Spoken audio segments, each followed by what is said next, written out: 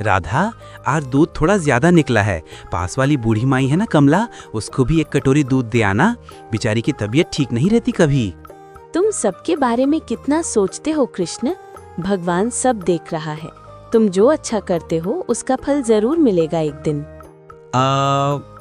अच्छा ठीक है राधा, ये लो पैसे। छोटू की स्कूल की फीस जमा करा देना। मैं दूध बेचने जा रहा हूँ, तुम अंदर से दरवाजा बंद कर लेना। इतना कहकर कृष्ण दूध बेचने निकल पड़ा। दूध ले लो, दूध, ताजा ताजा गाढ़ा दूध। बूढ़े बच्चे सब मिलकर पियो, सेहत बनाओ। कृष्ण की आवाज सुनते ही गांव वाले अपने अपने बर्तन लेकर बाहर निकल आए। कृष्ण बेटा, तेरा दूध पीकर तो मेरा बच्चा दिन भर मस्त रहता है। कितना गाढ़ा है रे। चाची, गाय ही मेरी दौलत है। जो देती है वही मैं लाता हूँ। न एक बूंद पानी, न मिलावट। कृष्णा, मुझे भी 1 किलो दे देना। गर्मियाँ आ गई, अब दही जमाएंगे। माफ कीजिए भाभी, दूध खत्म हो गया, शाम को आकर दे जाऊंगा। बेटा, तू एक और गाय क्यों नहीं ले लेता? हमें खाली हाथ लौटना अच्छा नहीं लगता। ठीक कहते हो काका, मैं भी यही सोच रहा था। शाम का दूध शुद्ध और गाढ़ा होने की वजह से गांव वाले उसी से लेना पसंद करते थे। ग्राहक बढ़ गए थे, इसलिए दूध जल्दी खत्म हो जाता था। सुनो राधा, हमें एक और गाय खरीद लेनी चाहिए। हमेशा कोई ना कोई खाली हाथ लौट जाता है। अब काम भी अच्छा चल रहा है। हाँ जी, बहुत अच्छा रहेगा। आमदनी भी बढ़ेगी, ग्राहक भी खुश रहेंगे। ठीक है, कल मैं हाट जाकर देखता हूँ। पसंद आ गई तो कल ही ले आऊंगा। अगली सुबह कृष्ण पास के गांव में गाय देखने गया। वहां उसने गोपाल नाम के ग्वाले से बात की। नमस्ते गोपाल भाई, गाय खरीदनी है। पिछली बार तुमने बहुत अच्छी दी थी, शांत और गाढ़ा दूध देने वाली। इस बार भी वैसे ही चाहिए। क्यों नहीं कृष्ण भाई, ये देखो, ये हमारे तबेले की सबसे उम्दा नस्ल है। कृष्ण ने गाय और उसका बछड़ा दोनों खरीद लिया। घर लौटते वक्त अचानक मौसम खराब हो गया। तेज बारिश और आंधी शुरू हो गई।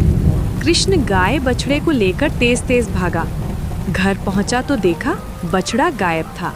अरे राधा, बछड़ा कहाँ गया? अभी तो साथ ही था। लगता है रास्ते में छूट गया।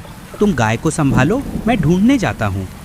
ये जी, मौसम और खराब हो रहा है, अभी मत जाओ। नहीं राधा, गाय मेरे भरोसे आई है। मैं उसके बच्चे को मरने नहीं छोड़ सकता। कृष्ण बछड़ा ढूंढने निकल पड़ा। थोड़ी दूर गया तो उसे गाय की आवाज सुनाई दी।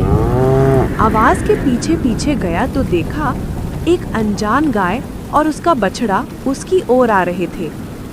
अपना बछड़ा देखकर कृष्ण खुश हो गया। बछड़े को पकड़ा तो वो अनजान गाय भी रुक गई। लगता है तुम भी अपने बछड़े की तरह भटक गई हो। चलो मेरे साथ। घर पहुंचा तो राधा हैरान।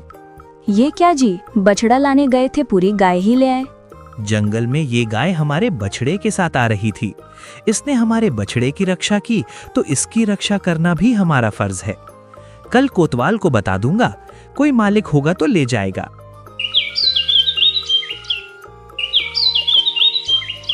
अगले दिन कृष्ण ने सोचा कि पास के हरिपाल को गायों की देखभाल के लिए रख लिया जाए। हरिपाल पहले से ही काम मांग रहा था। दोनों मिलकर दूध निकालने लगे।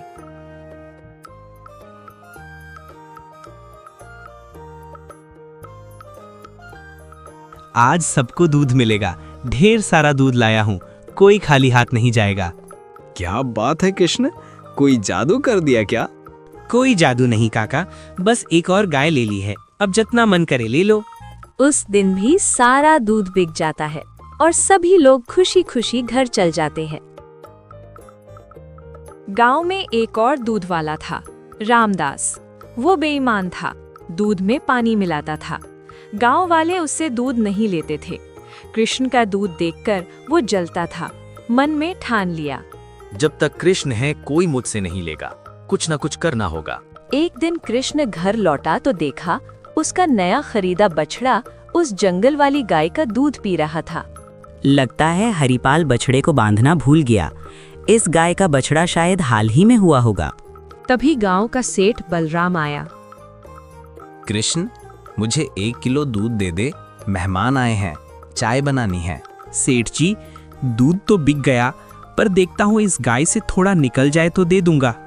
कृष्ण ने जैसे ही थन पकड़ा, अपने आप दूध की धार निकलने लगी। बाल्टी भर गई। कृष्ण ने कहा, रुक जा। दूध रुक गया। फिर कोशिश की तो फिर बहने लगा।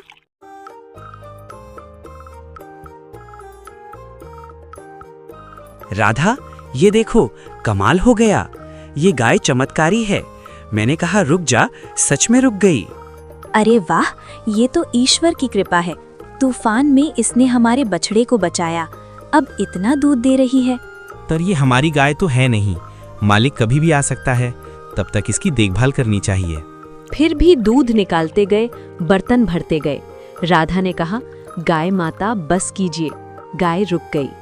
क्यों ना हम गांव-गांव दूध की दुकानें खोल लें? इतना दूध अकेले नहीं बेच पाएंगे।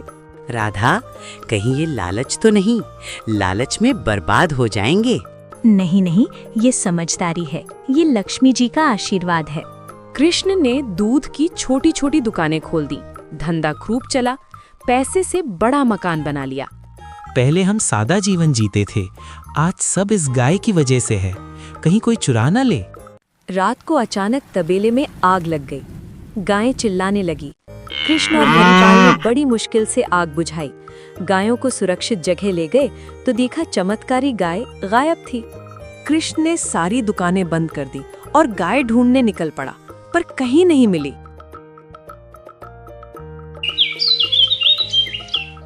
अगले दिन बूढ़ी माई सरस्वती आई।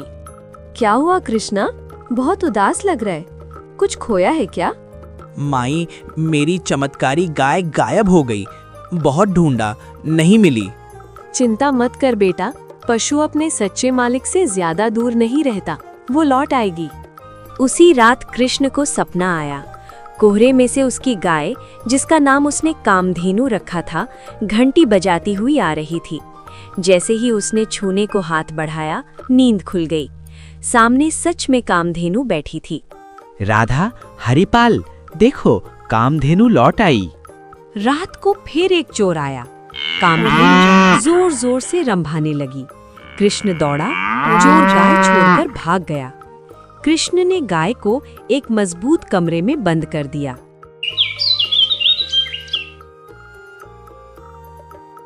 हरिपाल, कल रात आवाज आई, तब तुम कहाँ थे? मालिक, मैं गहरी नींद में था, कुछ सुनाई नहीं दिया। कृष्ण समझ गया, चोर कोई और नहीं, हरिपाल ही था।